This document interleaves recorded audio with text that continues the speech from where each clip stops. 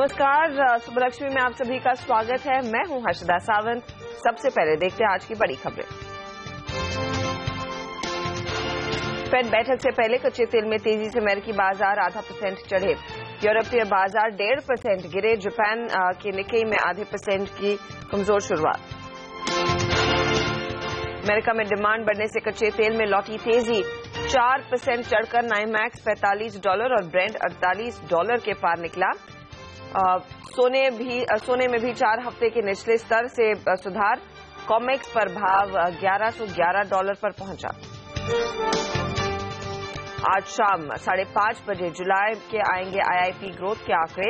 IIP growth 3.8% से घटकर 3.41% रहने का अनुमान।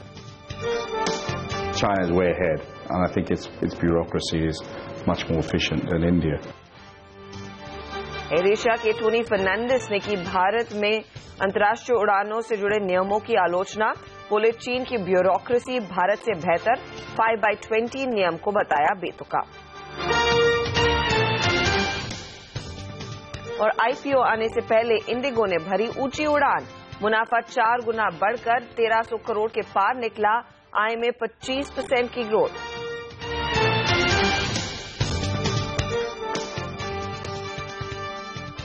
आज संकेत कैसे मिल रहे हैं भारतीय बाजारों के ट्रेड के लिए, उस पर नजर रहेगी। याद रखिए, कल शुरुआत कमजोर थी, लेकिन दोपहर बाद और आखिरी 20 मिनटों में अच्छी खासी तेजी बनती हुई दिखाई दी कि मिड कैप इंडेक्स करीब 20.2 पर।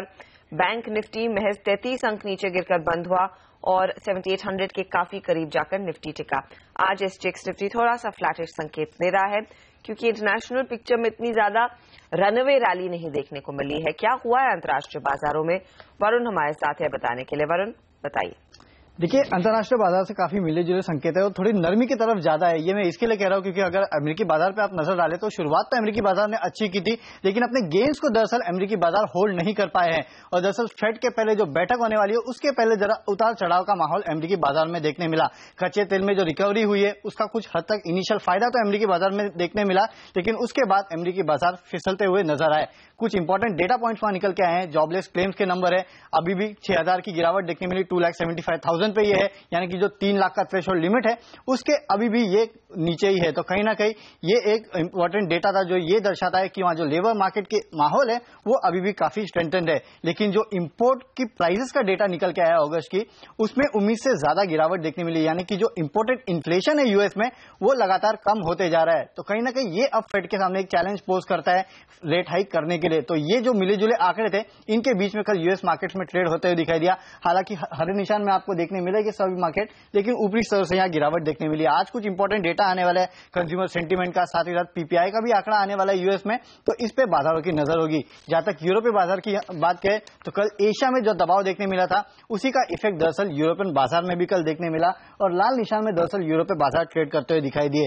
बैंक ऑफ इंग्लैंड ने कल जो ब्याज दर है उसमें कोई भी बदलाव नहीं किया। दरअसल चीन का क्या इंपैक्ट होता है यूके पे ये जानना वो चाहते हो, इसके लिए अब तक ब्याज दर में कोई भी बदलाव नहीं किया जा रहा।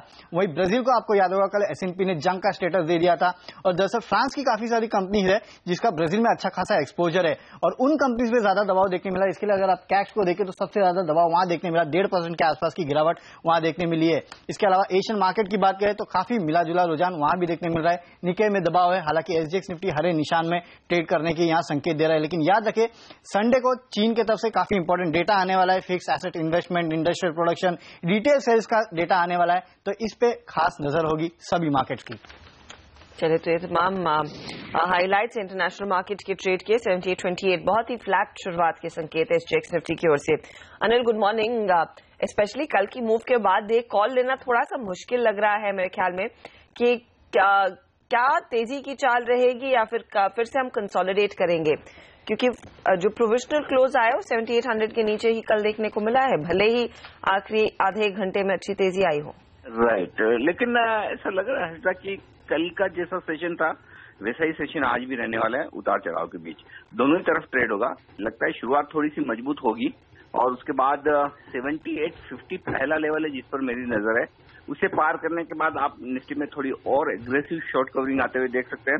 फिर 75 पॉइंट ऊपर 2 टारगेट आते हुए नजर आते हैं, जो 79.25 और फाइनली 8000 के आसपास के बनते हैं। तो हो सकता है 7850 के आसपास पहले हम टच करने की कोशिश करें, वहां पर खुले और उसके बाद देखेंगे कि बढ़ पाते हैं आगे या नहीं, या वहां से प्रॉफिट बुकिंग आती है।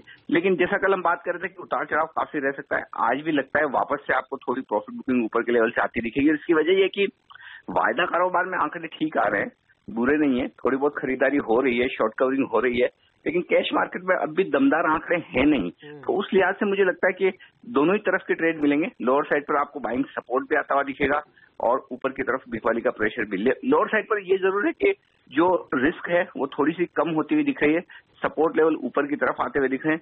ऐसा लग रहा है 7700 के आसपास बाजार सपोर्ट लेने की कोशिश कर सकता है।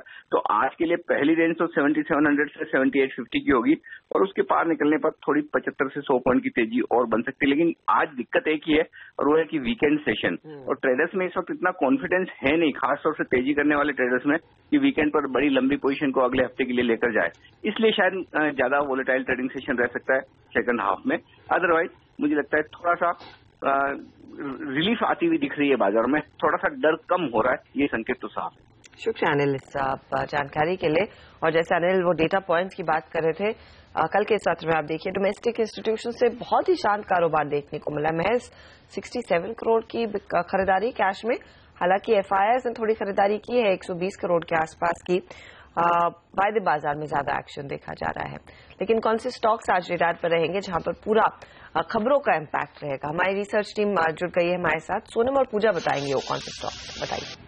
जी, सबसे पहले बात करते हैं आज एफआईपीबी की बैठक की। यहाँ पर आज करीब 11 बजे एफआईपीबी की बैठक होगी, जिसमें 23 एफडीआई प्रस्तावों पर कुछ फैसला लिया जा सकता है। इसमें रोज इंटरनेशनल, रिलायंस ग्लोबलकॉम, सिस्टम शाम, अपोलो हॉस्पिटल और आईआईएफएल होल्डिंग्स के प्रस्तावों पर भी कुछ फैसला निकल कर आ सकता है। तो इन सभी काउंटर्स पर हमारी नजर रहेगी।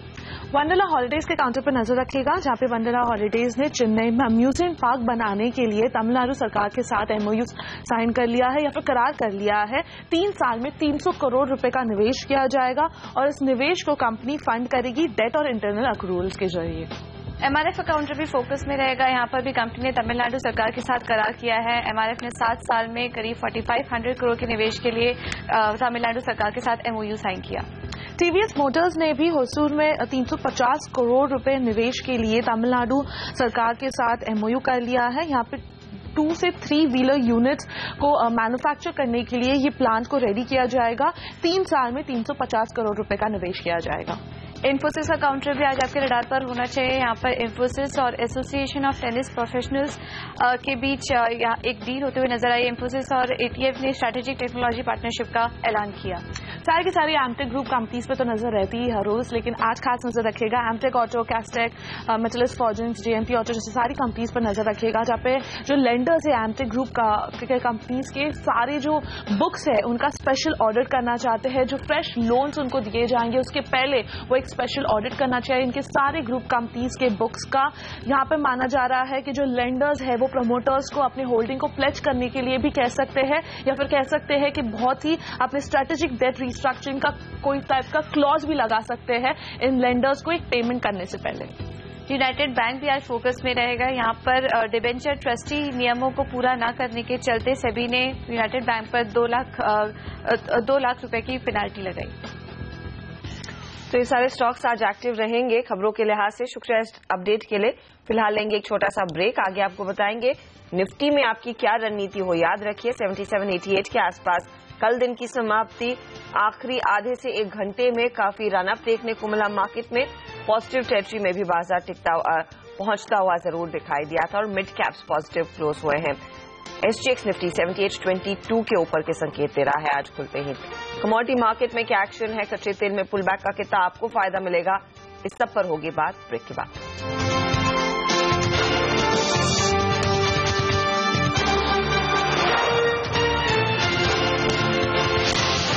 आप देख रहे हैं सुबलक्ष्मी सीएनबीसी आवाज पर और अब बात करते हैं निफ्टी में आपकी क्या रणनीति होनी चाहिए कल के सत्र को देखकर और आज अंतर्राष्ट्रीय बाजारों से क्या क्यों है। इस पर किरण यादव हमारे साथ है। किरण, गुड मॉर्निंग। 7825 पर एसजीएक्स निफ्टी कारोबार कर रहा है। लेकिन कल शाम के सत्र को देखकर अब आपको क्या संकेत मिल रहे हैं? क्या आज खरीदारी का दिन है मार्केट में? हर्षदा जी, मॉर्निंग। कल जिस तरह से हमें एक अच्छा पुल बैक दिखाई दिया एक बड़े गैप डाउन ओपनिंग के बाद, वो मोमेंटम जारी रहने के लिए एक्सपेक्टेड है। तो निफ्टी बाय करने के लिए सलाह होगी 7760 जो कि बहुत इंपॉर्टेंट सपोर्ट है, वही स्टॉप लॉस होना चाहिए। और ऊपरी स्तरों में 7845 एक बहुत बड़ा रेजिस्टेंस है, वो टारगेट मान के चलना चाहिए। वो टारगेट टेस्ट होने का संभावना बहुत बन जाती है। कौन से स्टॉक्स लेकिन किरण रेडार पर रहेंगे और कहां पर आपको एक अपॉर्चुनिटी दिख रही है ट्रेड की आज?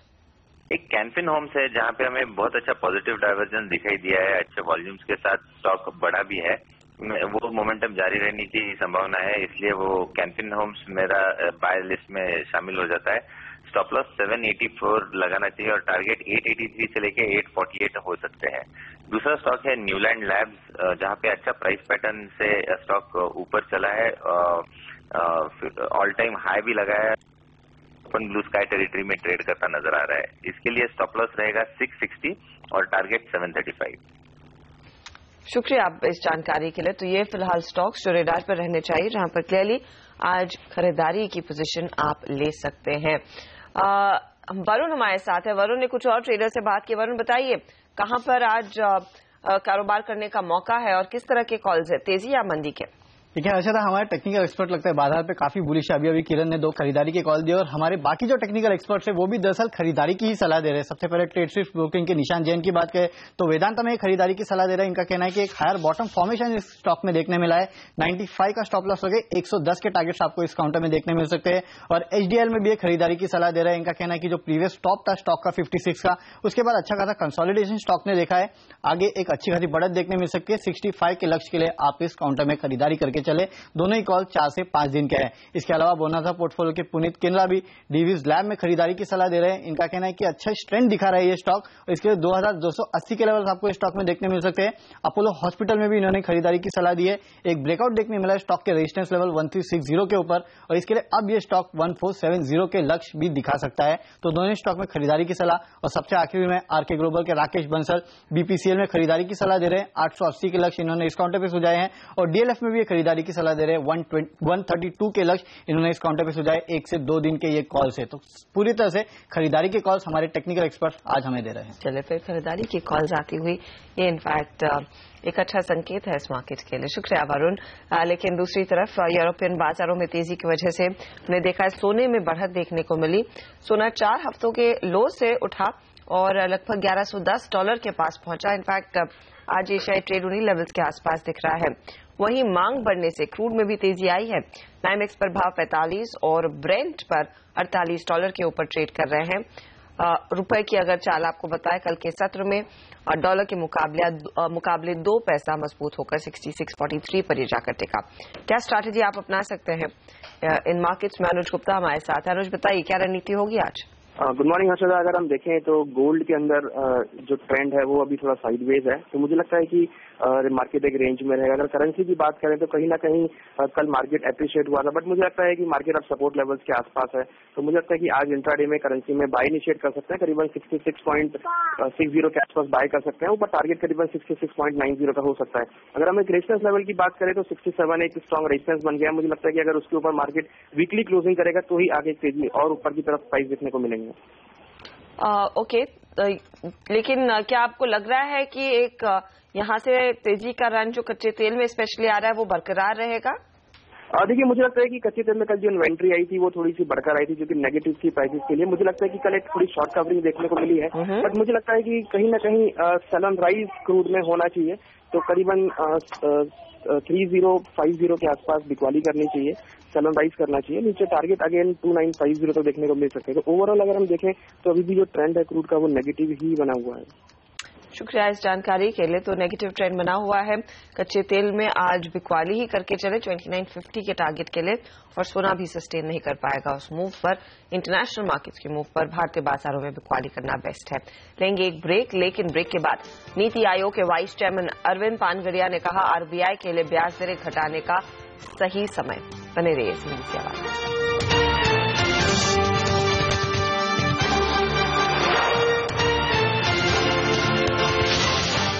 आप देख रहे हैं सुबलक्ष्मी CNBC आवाज पर। नीति आयोग के वाइस चेयरमैन अरविंद पानगरिया ने जोर देकर कहा है कि मौजूदा वक्त ब्याज दरें कम करने के लिए बिल्कुल सही है। पानगरिया ने नेटवर्क 18 से एक्सक्लूसिव बातचीत में कहा कि ब्याज दरों में अभी आधे से 1% की कटौती की जा सकती है। नीति आयोग के वाइस चेयरमैन के मुताबिक अगर RBI 0.25% की कटौती करता है तो इससे अच्छा संदेश जाएगा।